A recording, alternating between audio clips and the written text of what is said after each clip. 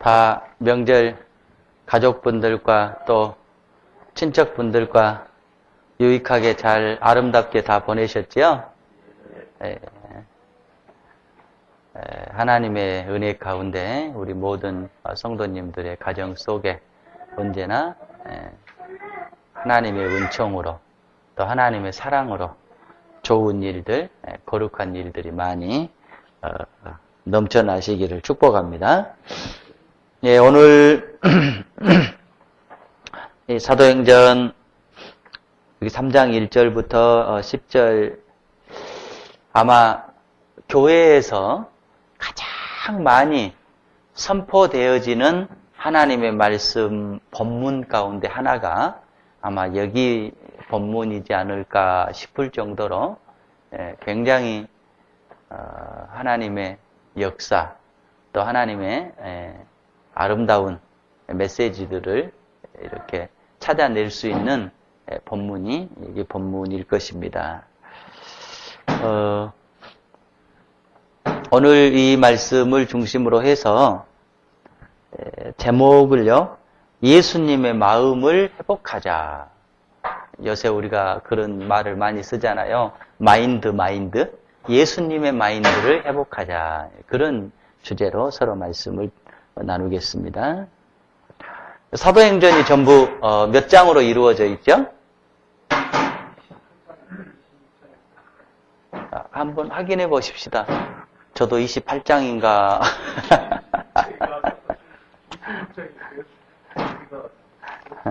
28장이죠? 마태복음은 몇 장이죠? 네? 마태가?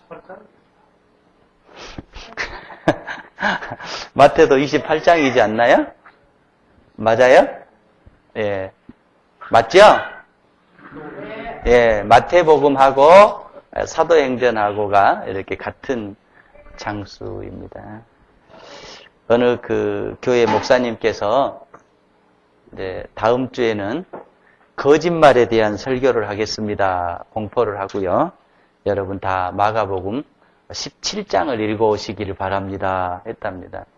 그래가지고 그 다음 주에 거짓말에 대한 설교를 하면서 지난주 마가복음 17장을 읽으신 분 손을 들어보십시오. 한 3분의 1 정도가 손을 들더래요.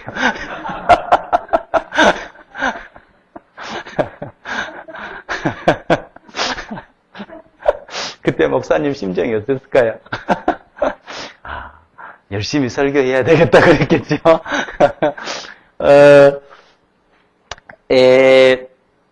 사도행전이 전부 28장인데요. 1장부터 2장까지는요, 이제 우리가 사도행전을 볼 때 이것을 보통 사도행전의 총론이라고 얘기를 합니다. 서문이라고 얘기를 해요. 사도행전 28장에 나머지 3장부터 28장의 모든 주제를 다룰 텐데 그 전 주제에 대한 서론이 1장부터 2장까지예요. 그러니까 1장, 2장이 굉장히 사실은 복잡하고요. 굉장히 양이 많아요.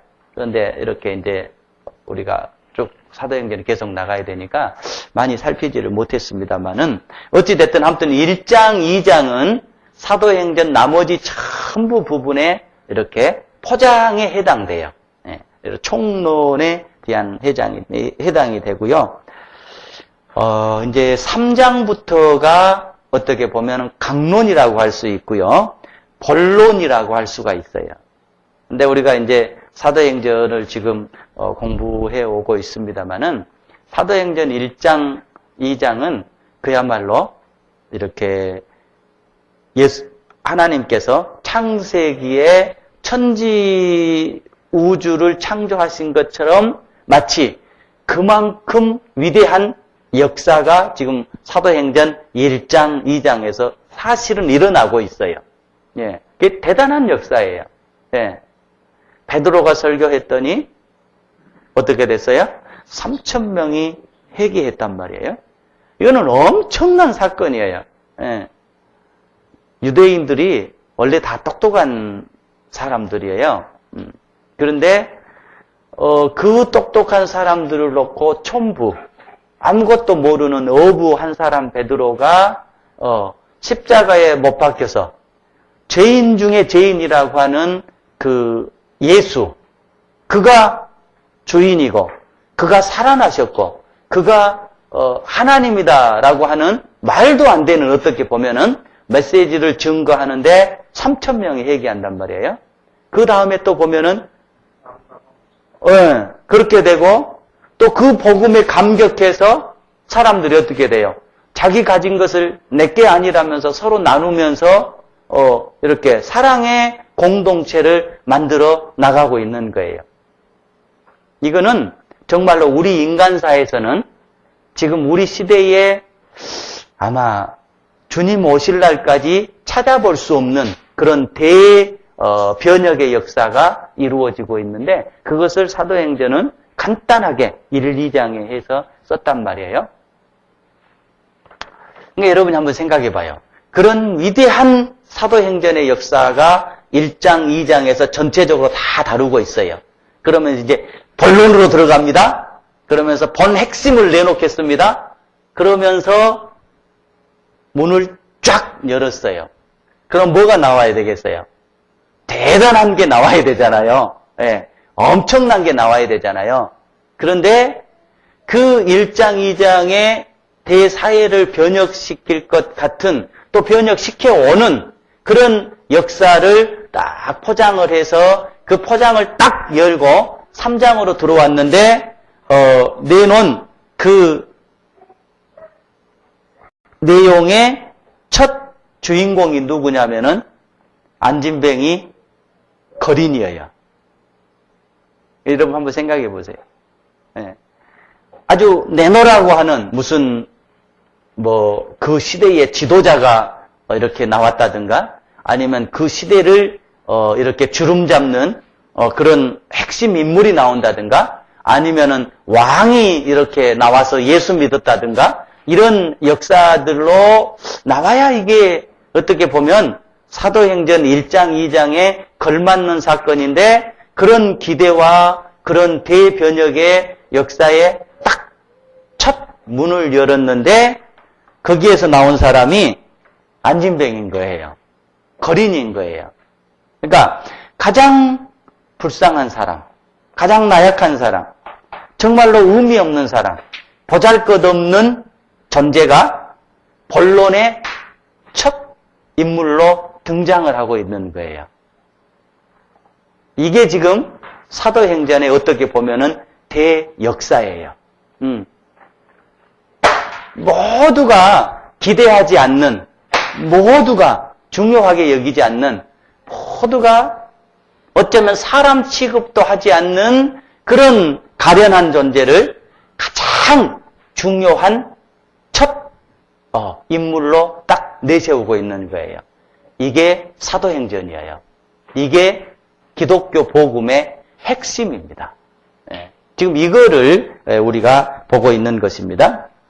그래서 본문의 의미, 사도행전 본론으로 들어가서 첫 사건에 첫 나오는 주인공이 누구냐면은 거지가 나오고 있는 거예요. 거름뱅이가 나오고 있는 거예요. 이것이 사도행전의 핵심입니다. 예. 여러분 지금 우리 교회를 한번 보세요. 지금 시대의 모든 교회를 보세요.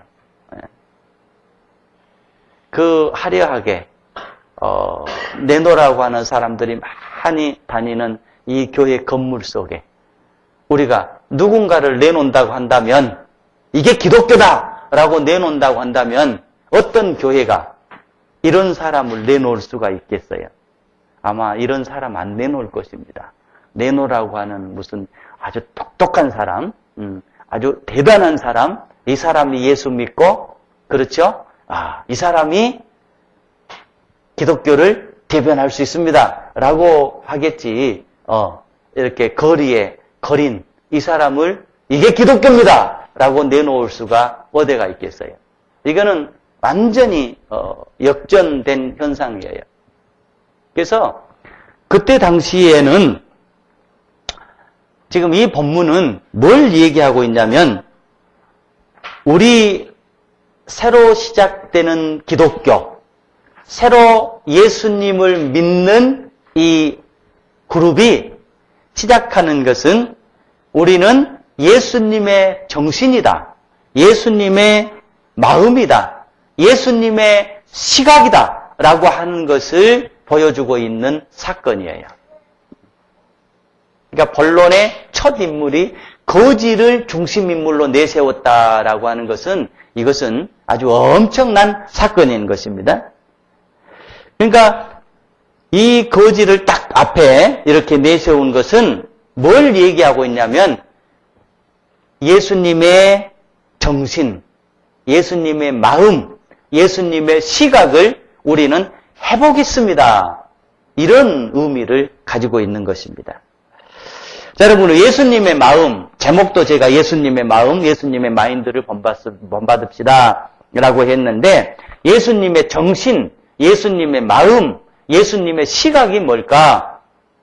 성경에서 여러 곳에서 우리에게 알려주고 있습니다만은 우리가 가장 잘 볼 수 있는 대목 하나가 어디에 나오냐면은 마태복음 18장에 나오고 있습니다. 여러분 한번 넘어가 보십시다. 마태복음 18장이요.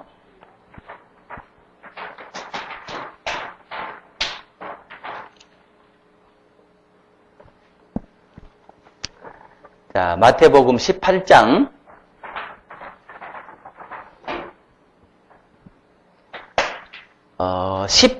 12절부터 우리 한번 보십시다. 12절부터요.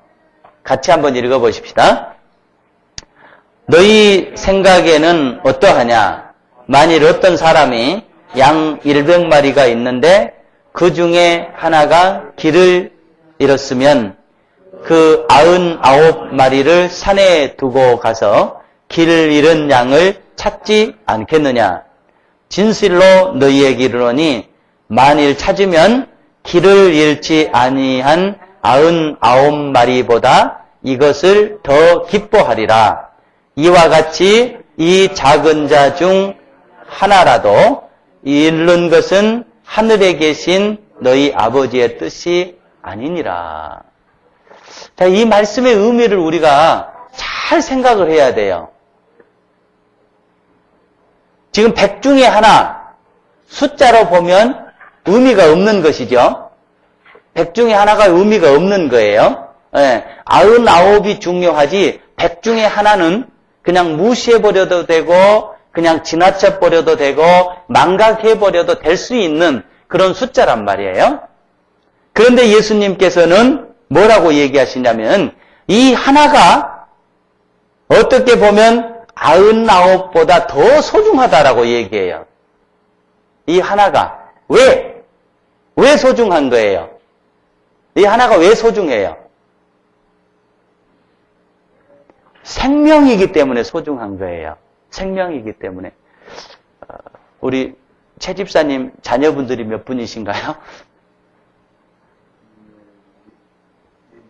한참 생각하셔야 됩니까?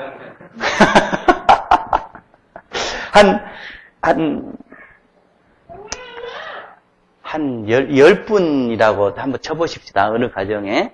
10분도 적습니다. 한 15분 정도 자녀가 있다고 쳐봐요. 15이니까 하나 없어져 버려도 뭐 14도 있으니까 괜찮지 않아요? 어? 그러죠? 안 괜찮으죠? 왜 안 괜찮아요? 14이 남아있는데. 15 가운데 14이 있고 하나 없어졌단 말이에요.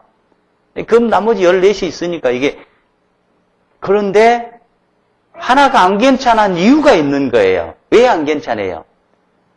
이게 생명이기 때문에 안 괜찮은 거예요. 예, 생명이기 때문에. 예.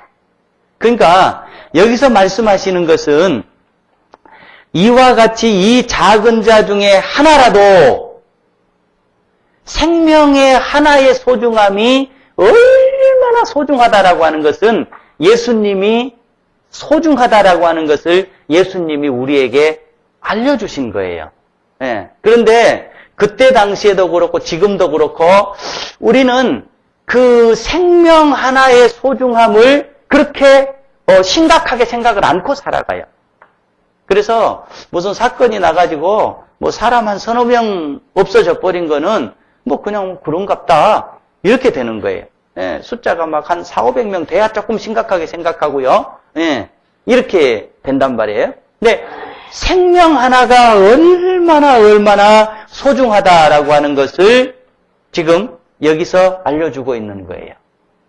그래서 이와 같이 이 작은 자 중 하나, 여기에서 이 작은 자라고 하는 것은 뭐냐면은 작은 자라고 보이는 사람을 얘기하는 거예요. 예. 그러니까 지금 여러분들은 이 작다라고 하지만 이 하나라도 생명이기 때문에 이 생명이 하나님 안에서 이루어지는 것은 결코 용납될 수 없다라고 하는 거예요. 그러니까 여러분과 제가 복음을 믿고 예수님을 믿고 살아가면서 교회가 또 예수님을 섬기고 살아가면서 뭘 소중하게 여겨야 되냐면은 한 사람의 소중함을 아주 뼈저리게 느끼면서 살아가야 돼요. 우리는 뭔가 좀 가진 사람, 못 가진 사람 있으면 가진 사람 소중하게 여겨요. 못 가진 사람 무시해버려요. 예. 좀 높은 자리 있고 낮은 자리 있으면 높은 사람 소중하게 여기고 이거는 무시해버려요. 예. 많이 배운 자 있고 안 배운 자 있으면 여기는 올려주고 여기는 무시해버려요. 이게 세상이 살아가는 거고 세상이 생각하는 거예요. 그러나 예수님은 그게 아니라는 거예요. 가진 사람이나 못 가진 사람이나 하나님 편에 봤을 때는 다 똑같고 다 소중하다라고 하는 거예요. 예. 그래서 지금 사도행전 3장에서 얘기하고 있는 것은 어쩌면 지금은 교회가 조금씩 조직되어 가고 있는 형편이 지금 사도행전 3장입니다. 그런데 그 교회 속에 소중하게 여기고 귀하게 여기고 앞에 내놓는 인물이 누구냐면은 거린을 내놨다는 거예요. 거린을 내놨어요. 그러니까 교회는 어떻게 여기느냐? 한 영혼이 이렇게 귀합니다. 한 영혼이 이렇게 소중합니다. 그리고 세상적으로 보잘것없는 거린 한 사람이 이렇게 소중합니다. 우리는 이 사람을 교회의 중심으로 봅니다. 우리가 복음은 전환의 핵심으로 봅니다. 라면서 이 사람을 딱 내세운 거예요. 이게 사도행전인 거예요. 그러니까 지금의 시각으로 보면 전혀 이해할 수 없는 우리의 상상 속에서만 가능한 현실이 지금 여기서 벌어지고 있는 거예요. 그래서 저와 여러분이 복음을 믿고 예수님을 따라 나간다라고 한다면 우리의 시각은 이렇게 돼야 돼요.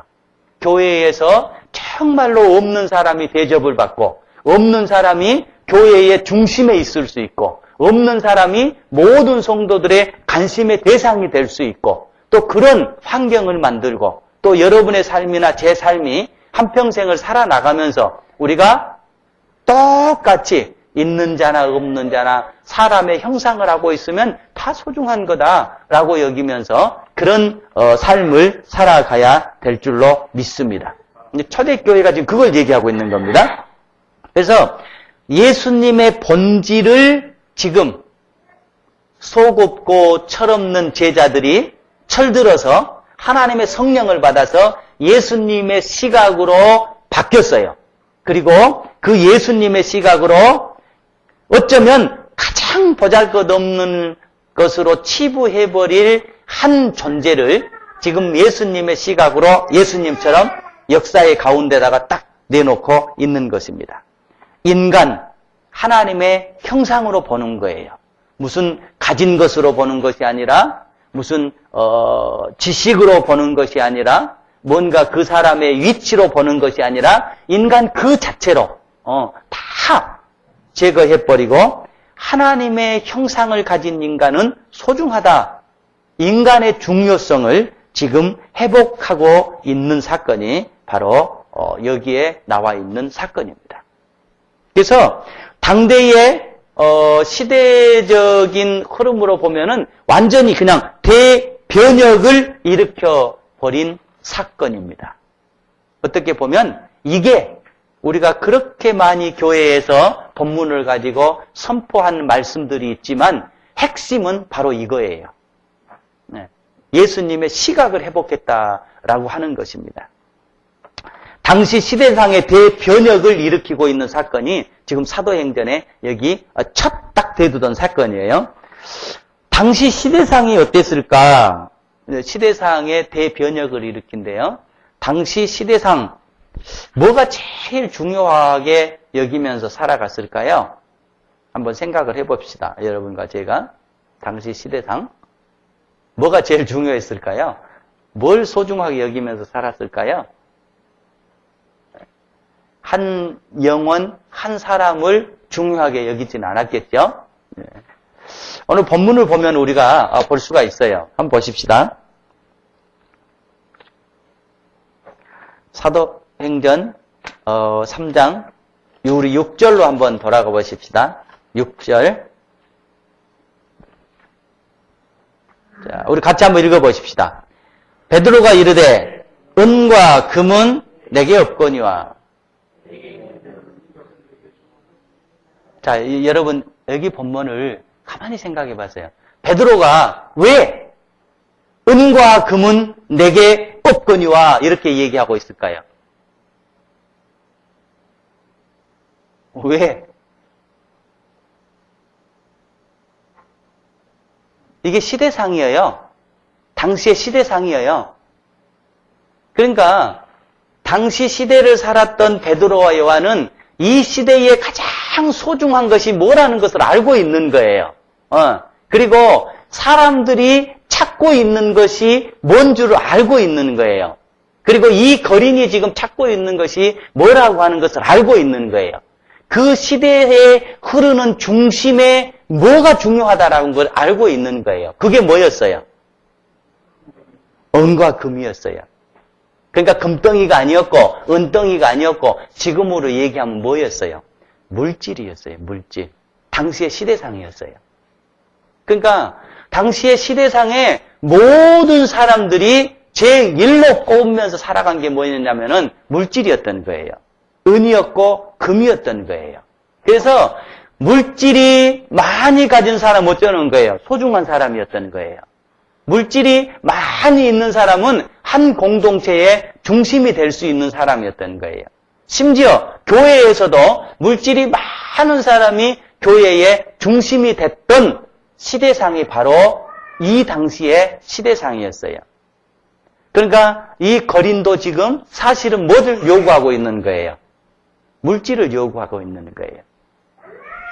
시대의 중심, 정신이 뭐였냐면은 물질이었어요. 그 물질. 네.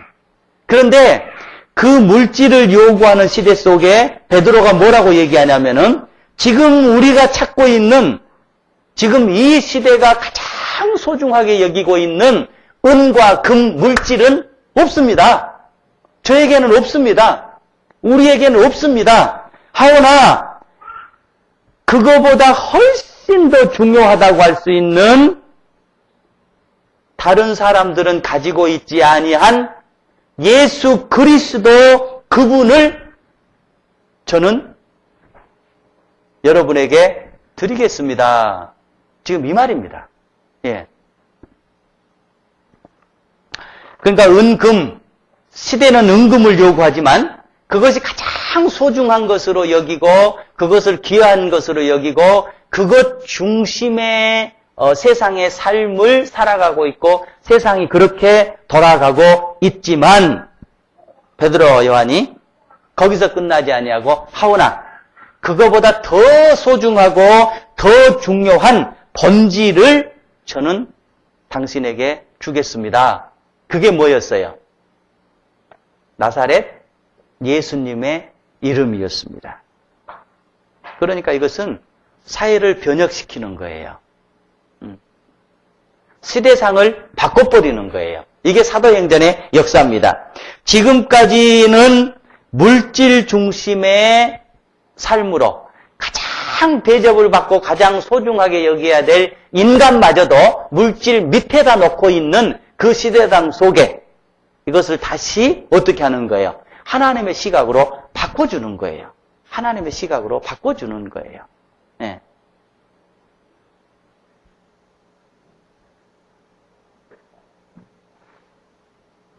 사람보다 하나님의 인간보다 더 소중한 것이 없다라고 하는 것을 지금 이렇게 표현을 하고 있는 것입니다. 그러니까 예수 한 사람 증거해가지고 이 한 사람이 예수 믿게 됐다. 이런 거 아니에요, 지금 본문은. 예. 하나님의 형상을 가지고 하나님의 시각을 가지고 모든 인간이 소중하다라고 하는 것을, 그렇지만 시대는 반대로 물질을 중심으로 해서 물질이 많으면 사람이 소중하고 물질이 없으면 사람 대접을 못 받는 그 시대상에 그게 아니다. 인간 자체가 소중한 거다. 예.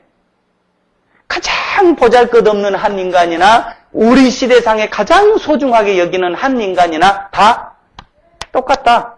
다 소중하다. 다 귀하다라고 하는 것을 지금 천명한 사건이 바로 이 사건입니다. 그래서 하나님의 형상을 회복하고 한 인간의 소중함을 회복했던 사건이 오늘 이 본문 사건이에요. 자, 그럼 이제 우리 생각해 보십시다. 현대 교회, 우리 성도들이 빨리 이 시각을 회복해야 돼요. 이게 기독교 본질로 돌아가는 거예요. 하나님의 본질로 돌아가는 거예요. 사람의 소중함을 빨리 회복해야 돼요. 예. 여러분이나 저나 교회나 다 마찬가지입니다. 우리가 사실 부인할 수 없잖아요. 똑똑한 사람하고 안 똑똑한 사람 있으면은 편향돼요. 소중하게 여겨요. 많이 가진 사람 있고 적게 가진 사람 있으면 이 사람은 소중하게 여겨요. 예. 또 많이 배운 사람 있고 덜 배운 사람 있고 하면은 이 사람 소중하게 여겨요. 예. 그러니까 이거는 우리가 너무 지금 시대 풍조, 시대상 속에 빠져 있다라고 하는 반증입니다. 우리가 예수를 잘 믿는다라고 한다면 빨리 예수님의 본래적인 시각을 회복해야 돼요. 가진 자나 안 가진 자나 다 어떻게 보는 거예요? 인간이기 때문에 소중한 거예요. 가진 자 소중하게 여겨야 돼요. 그러나 안 가진 자 어떻게 여겨야 돼요? 천시하면 안 돼요. 똑같이 소중하게 여겨야 돼요. 많이 배운 자 귀해요. 그러나 못 배워서 무식한 자, 알미 없는 자 소중하게 여겨야 돼요. 빨리 이 사람 좀 내려내리고 이 사람 올려야 돼요. 그래가지고 인간이라고 한다면 다 소중한 거고 다 귀한 거고 우리가 우리 마음속에서 우리 머릿속에서 이런 생각을 가지고 있어야 되고요. 우리 삶을 통해서 이런 것을 실천하는 삶을 살아가야 될 줄로 믿습니다. 이게 기독교예요. 이게 복음이에요. 우리는 은연중에 우리가 예수를 잘 믿는다 하고 하나님의 성령으로 충만하다고 해도 나도 모르게 그런 생각 속에 젖어버려요. 그래서 어느 쪽은 소중하게 여기고 어느 쪽은 안 소중하게 여기고 이렇게 되는 거예요. 생각해 보십시다. 여기에 거린이 하나 왔다고 쳐봐요. 우리도 어떻게 하겠어요? 아마 내쫓을 거예요. 중심에 두는 교회 되기 어렵겠죠. 되기 어렵겠죠. 그러나 그게 복음의 핵심이라고 지금 말씀을 하고 있습니다. 사람의 중요성을 회복해야 돼요. 이렇게 얘기할 때 또 우리는 하나 놓치기 쉬운 게 있어요. 타인을 소중하게 여기는 거예요. 그거보다 앞서서 소중하게 여겨야 될 게 뭐냐면은 나라고 하는 존재예요. 나라고 하는 존재. 여러분 생각해 봐요.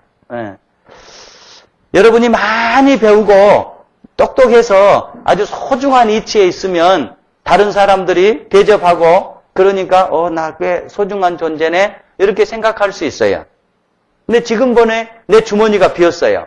내 머리에 든 게 없어요. 다른 사람들이 그냥 뭐 소중하게 보지 않아요. 그럴 때 어떻게 되느냐? 나는 내가 왜 이렇게 됐는 거? 내가 왜 이런 처진 거? 나는 왜 이밖에 안 되는 거? 이러면서 정말로 소중하게 여겨야 될 내 자신을 소중하게 여기지 못하면서 살아가 버릴 때가 있어요. 이거 기독교 핵심 아니에요. 제가 늘 말씀드리잖아요. 여러분 자녀는 공부 잘하면 예뻐하고 공부 못하면 미워해요? 내 자식 아니니까 나가버려라 이러는 거예요? 아니잖아요. 내 자식이기 때문에 그 자식이 잘생겼든 못생겼든 돈을 많이 가지고 있든 안 가지고 있든 똑똑하든 안 똑똑하든 그죠? 심지어 건강하든 안 건강하든 다 똑같단 말이에요. 부모의 입장에서 보면 내 자녀이기 때문에 다 똑같은 거예요. 하나님의 입장에서 보면 여러분 한 사람 한 사람이 제 한 사람 한 사람이 다 똑같이 소중하고 다 똑같이 귀한 거예요. 우리가 자녀를 키워보니까 얼마나 우리 자녀가 소중하다라는 걸 알잖아요. 하나님은 여러분 한 사람, 제 한 사람 그렇게 소중하게 여기는 거예요. 그런데 나는 뭔가 조금 가진 것이 없고 내가 조금 배운 것이 없고 내 지금 현재 이치가 조금 억눌러져 있고 이러니까 나의 소중함을, 나의 귀함을 잃어버리고 살아갈 때가 너무너무 많이 있습니다.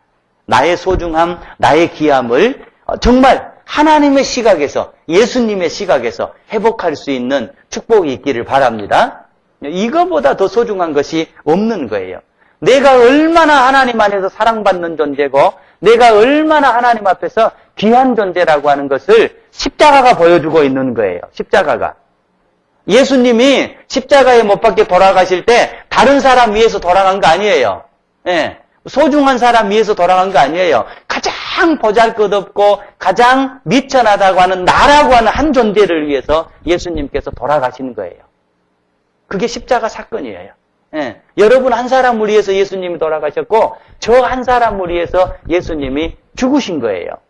내가 얼마나 소중하냔 말이에요. 내가 얼마나 귀하냔 말이에요. 그래서 우리가 현 시대를 살아가면서 너무 시대 풍조에 밀려서 난 가진 것이 없기 때문에 안 소중해? 아닙니다. 난 배운 것이 없으니까 안 소중해? 아니에요. 예. 나는 높은 위치에 없으니까 안 소중해? 아니에요. 다 소중하고 귀한 존재입니다. 이게 복음입니다. 여러분, 주님 안에서 여러분의 이 생명이, 여러분의 인생이 얼마나 소중하다라는 것을 아주 뼈저리게 느끼면서 살아갈 수 있기를 축복합니다. 그러니까 없어도 우리가 너무너무 소중하게 살아가야 될 인생이고요. 내가 배운 게 없다라고 할지라도 너무너무 귀하게 여기면서 살아가야 될 인생입니다. 내 한 사람이 얼마나 소중하다라고 하는 것을 알 때, 느낄 때, 그 다음에 보이는 상대가 소중한 거예요. 그 다음에 만나는 사람이 소중한 거예요. 나의 인간의 소중함을 깨닫지 못하면 상대의 인간의 소중함도 깨달을 수가 없는 거예요. 그래서 예수님이 그러잖아요. 내 몸을 사랑하듯 이웃을 사랑하라고 얘기하고 있는 것입니다. 여러분, 오늘 이 본문의 말씀을 우리가 보면서 정말로 세상 사람들은 무시해버리고 없다고 배신해버리고 없다고 치부해버리는 그 한 거린을 딱 중심에 세우는 것처럼 여러분의 인생이, 제 인생이 얼마나 소중하고 귀하다라고 하는 것을 깨달을 수 있기를 축복합니다. 그래서 베드로가 얘기를 합니다. 지금 시대상이 요구하고 있는 가장 소중하게 여기는 그것을 나는 너에게 줄 수 없다. 그러나 이거보다 더 소중한 것을 주겠다. 이거보다 더 귀한 것을 너에게 주겠다라고 하면서 예수 그리스도를 소개하고 있습니다. 여러분, 이 본문을 보면서 우리 기독교가, 우리 믿는 사람들이 물질을 다른 사람들에게 도움을 줄 수 있는 것 정말로 중요한 한 축입니다. 교회가 사회 속에 이런 구제를 해야 되는 것, 우리 교회가 해야 될 분명한 소중한 한 축임에는 틀림없는 사실이에요. 그러나 이게 전부가 절대로 아니라고 하는 거예요. 그거보다 더 소중한 복음의 핵심이 그 속에 들어있는 것입니다. 만약에 지금껏 그래왔는 것처럼 베드로와 요한이 이 사람에게 금과 은을, 동전을 줬다고 쳐봐요. 이 사람의 삶이 변하겠습니까? 안 변합니다. 이 사람을 정말로 인생을 통째로 바꿔줄 수 있는 것은 뭐였냐면은 예수 그리스도의 복음이었습니다. 그 능력을 베드로와 요한만 가지고 있는 것이 아니라 누가 가지고 있냐면은 오늘 여러분이 가지고 있어요. 오늘 제가 가지고 있어요. 은과 금으로 할 수 없는, 은과 금은 사람의 일부분을 변화시켜주고 사람의 일부분을 바꿔줄 수 있지만 이 인간을 통째로 전체적으로 바꿔줄 수 있는 그 예수 그리스도의 능력, 예수 그리스도의 복음을 누가 가지고 있어요? 여러분이 가지고 계신 거예요. 제가 가지고 있는 거예요. 그러니까 여러분이 믿는 예수 정말 대단한 겁니다. 제가 가지고 있는 예수 정말로 대단한 것입니다. 이 능력을 우리는 사용할 수 있어야 되고 이 능력을 우리는 우리 삶으로 승화해 나가야 될 줄로 믿습니다. 제가 언젠가 말씀드렸잖아요. 사과 속에 씨앗이 몇 개 있는가는 우리가 셀 수가 있습니다. 사과를 딱 뽀개놓고 보면 그 속에 씨앗이 몇 개 들어있는가는 셀 수가 있어요. 그러나 반대로 그 사과 속에 들어있는 씨앗 하나가 앞으로 며칠 사과의 숫자는 세워야 못 세요. 셀 수가 없는 거예요. 이게 무슨 말입니까? 여러분과 제가 세상을 향해서 예수 그리스도의 복음을 증거할 수 있고 또 그들이 우리 자신을 통해서 하나님 앞에 돌아오는 영혼의 숫자는 우리가 어쩌면 셀 수가 있어요. 예. 그러나 여러분의 입을 통해서 여러분의 삶을 통해서 누군가가 예수님 앞에 돌아왔다라고 한다면 그 사람을 통해서 이루어질 하나님의 역사, 그 사람을 통해서 이루어질 하나님의 그 나라는 우리가 판단할 수 없는 거예요.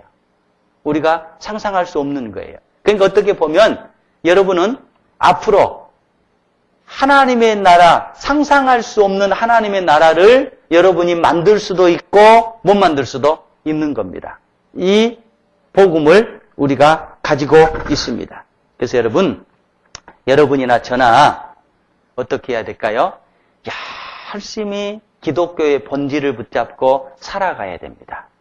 그리고 우리를 통해서 예수를 믿는 사람들이 참으로 많아지게 우리가 만들어 가야 됩니다. 여기 보십시오. 베드로와 요한이 복음을 소개해 준 이 영혼. 자, 이 영혼이 어떤 영혼이었어요? 우리 2절을 한번 보십시다. 2절. 같이 읽으십시다. 나면서 못 걷게 된 이를 사람들이 메고 오니 이는 성전에 들어가는 사람들에게 구걸하기 위하여 날마다 미문이라는 성전문에 두는 자라. 자, 이 성전이 이렇게 있으면 당시 구약 시대는 이제 이렇게 성벽이 있고요. 성전에 보통 동서로 이렇게 문이 있답니다. 4개. 어디서나 사방에서 쉽게 성전에 이렇게 접근할 수 있게 하기 위해서. 그런데 그 한 문의 이름이 뭐였어요? 미문이죠, 미문. 한번 쳐보십시다. 자, 여기를 쳐보십시다. 예, 미문. 그러니까 미문이 영어로 보면 어떻게 돼 있어요? beautiful. 템플 게이트 콜 beautiful이라고 써있죠. 그러니까 이게 아름다운 문이에요. 그러니까 4개의 문이 사실은 다 아름답고 아주 멋있게 만들어져 있지 않았겠어요? 그런데 요 문은 특별히 뭐한 문이에요? 아름다운 문이에요. 그러니까 어떻게 보면 정문이라고도 할 수가 있어요. 그러니까 가장 사람들이 많이 들어가는 문에 이렇게 안진뱅이가 이제 앉아 있다고 칩시다. 이 문을 미문이라고 했어요. 그런데 현상을 보면 사실은 이 문은요, 미문이 아니에요. 어떻게 보면 가장 추한 문이에요. 가장 추한 문이에요. 여기 예배드릴 사람들이 가고 있어요. 이들은 지금 하나님을 찬양하기 위해서 들어가요. 그런데 여기에는 지금 거린 하나만 있었겠어요? 사람들이 가장 많이 들어가니까 어떻게 하겠어요? 거린들이 보기에는 장사하기가 가장 좋은 대목이란 말이에요. 가장 좋은 장소란 말이에요. 그러니까 어떻게 보면 외형적으로 보면은 가장 화려한 문이었지만 이 주인은 가장 추하고 아름답지 못한 문일 수도 있어요. 자. 그런데 이곳에 지금 안진뱅이가 앉아 있네요. 이 사람은 나면서부터 안진뱅이라고 그랬어요. 그리고 이곳에 옮겨졌다고 그랬어요. 그러니까 이곳에 옮겨져서 거린 생활을 한 지가 적지 않는 세월인 거예요. 수많은 세월이에요. 사도행전 뒤에 가다 보면 이분은 한 40세쯤 되었더라 이렇게 나와요. 그러니까 40평생 언제부터 이곳에 왔는지는 모르겠지만 예수 믿고 이 분의 삶이 완전히 변한 40살이 될 때까지 이곳에 앉아 있었던 거예요.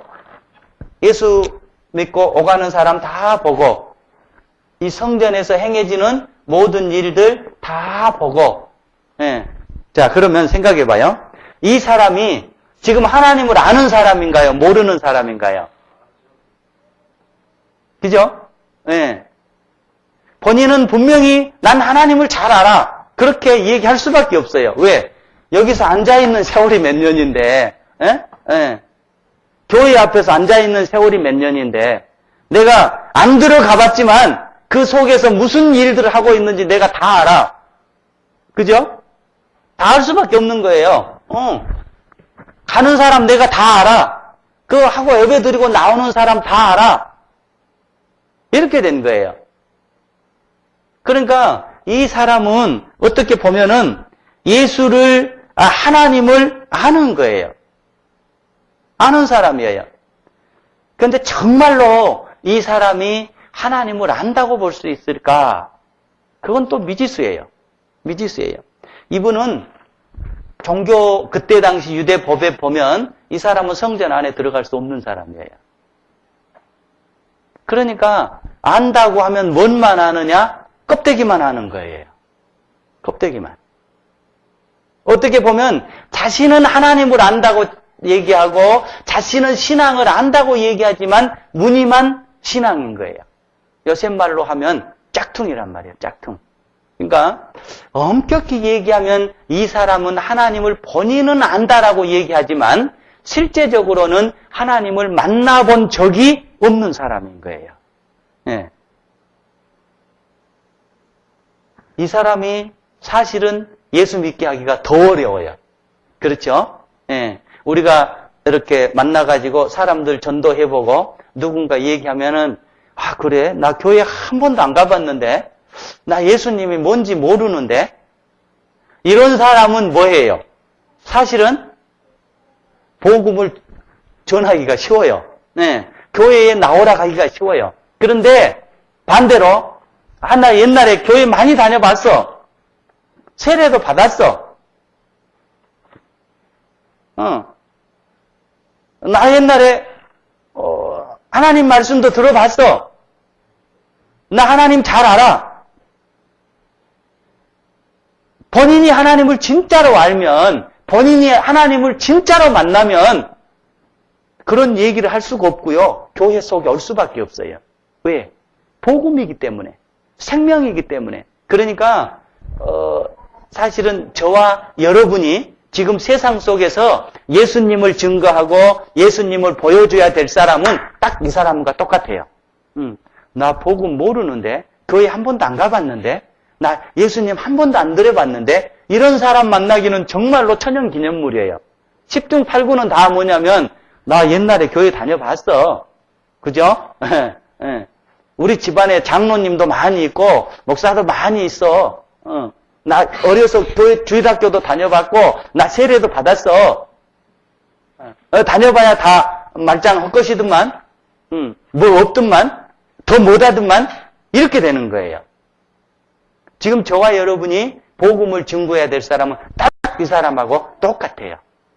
이런 사람을 우리가 어떻게 변혁시켜 줄 수 있을까? 이 사람은 예수를 안다고 하는 사람이에요. 자칭 안다라고 하는 사람이에요. 그리고 이를 이끌고 가는 중심 시대 사상은 뭐예요? 물질이에요. 그 사람 속에 정말로 핵인 예수 그리스도를 어떻게 심어줄 수 있을까? 우리는 많이 고민해야 돼요. 어떻게 해야 되겠어요? 이런 사람 어떻게 복음을 심어줘야 되겠어요? 우리가 복음을 그 사람 속에 제대로만 심어준다라고 한다면 이 사람은 통째로 바뀌는 거예요. 이 인생을 살려주는 거예요. 이 땅의 인생뿐만이 아니라 하늘 내세의 인생까지 우리가 살려주는 거예요.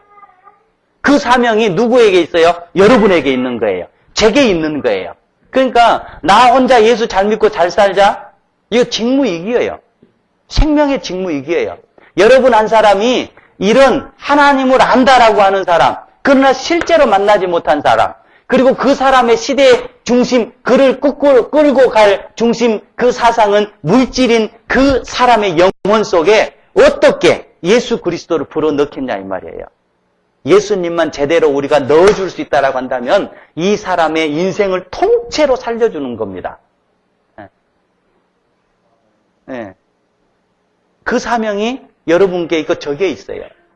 할 수 있는 거는 뭐냐? 우리는요, 예수님 증거하는 거, 예수님 전하는 거 소중해요. 열심히 전해야 되고, 열심히 증거해야 돼요. 그러나, 그걸로 끝나는 게 아니에요. 우리는 뭘 해야 되느냐? 예수님을 내 삶으로 보여줘야 돼요. 예수님을 내 삶으로 보여줘야 돼요. 어쩌면, 여기에 지나가는 사람들이, 그 외국인들 잘 얘기하잖아요. God bless you. God bless you. 하나님의 축복 받으세요. 이 말 한마디 하고 동전 하나 땡겨주고 갔을 거예요. 그럴 때 이 영혼의 울림을 누가 줬겠냔 말이에요. 이 영혼의 공허한 영혼 속에 그 영혼을 깨서 그 영혼을 살려준 사람은 아무도 없었던 거예요. 어쩌면 던져주는 그 한 입이 이 사람의 입은 채워줄 수가 있었을 거예요. 그러나 공허한 이 사람의 영혼을 깨어서 그 속에 예수 그리스도를 심어준 사람은 아직까지 없었단 말이에요. 누가 1호였냐? 베드로와 요한이 1호였어요. 이 사람은 이렇게 해서 예수님을 만나게 된 것입니다. 그러니까 여러분과 제가 이 세상을 살면서 우리의 삶 살아가는 거 아주 귀하게 여기고 소중하게 여겼지만 또 내 삶만이 전부가 아니라고 하는 사실을 분명하게 알아야 돼요. 여러분의 어깨 속에는 누가 있느냐? 예수 그리스도를 증거해서 예수님을 알지 못한 영혼들을 어떻게 해야 돼요? 살려야 될 책임이 여러분 속에 있고 제 속에 있어요. 교회 속에 있는 것입니다. 거룩한 우리가 의무감 또한 가지고 살아가야 돼요. 이 영혼 속에 예수를 제대로 넣어주니까 이 사람의 영혼이 완전히 바뀌어버리는 거예요. 그래서 여러분이 예수님을 전하고 잘만 우리가 우리의 삶을 통해서 예수님을 보여줄 수만 있다라고 한다면 여러분은 누구를 살리느냐? 영혼을 살려버리는 거예요. 그 사람의 인생을 살려버리는 거예요. 자, 그래서 여러분과 제가 오늘 본문처럼 우리의 삶을 통해서 예수님을 증거하고 예수님을 보여주는 그런 축복이 있기를 바랍니다. 여러분 한 사람을 통해서 누군가가 영혼이 깨어져서 주님 앞에 나와서 그 사람의 영혼이 완전히 변화를 받고 또 하나의 그리스도가 나올 수 있는 그런 책임감이 여러분 속에 있고 제 속에 있습니다. 오늘 사도행전은 이걸 우리에게 알려주고 있는 것입니다. 우리의 삶이 사도행전 삶으로 살아갈 수 있기를 축복합니다.